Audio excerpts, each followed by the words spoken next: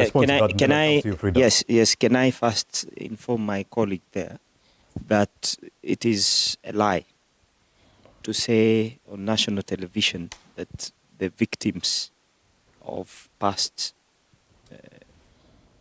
protests have not been in the process of compensation.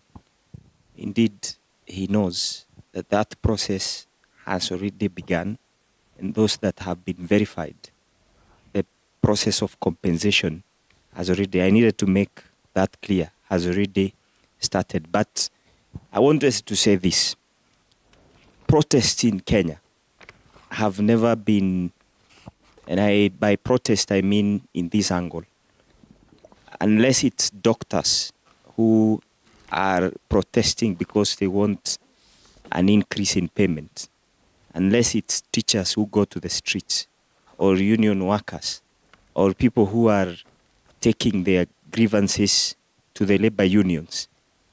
Protests that come to challenge, one, the establishment or the government or certain policies attributed to the government.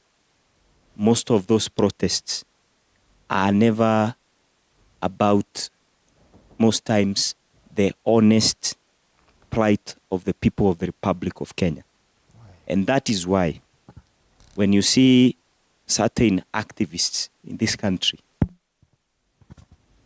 capitalize on a very important issue like a tax debate to an extent that we lose the bigger picture of what was to be achieved in those protests, it tells you that there will never be a time when the core business of why people go to the streets to air their grievances will be honest. That's why we must be very cautious.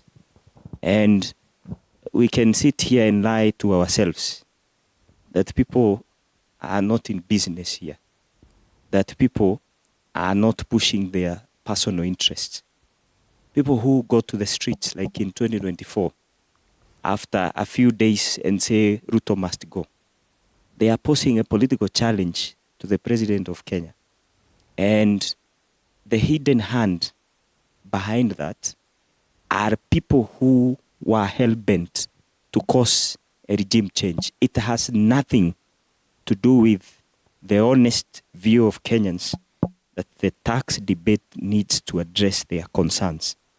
So, going forward, as a country, if you want to go and challenge President William Ruto, you have a chance through the democratic way.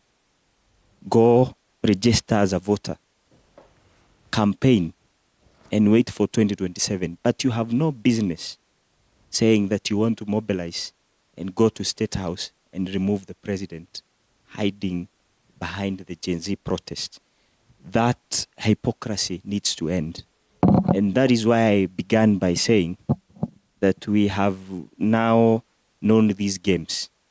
We have seen what has been disguised as peaceful protests. But sometimes the actions that come out of it reflect actions of people who have no interest at all in the change that they speak when they stand before the public. This is politics and pure politics.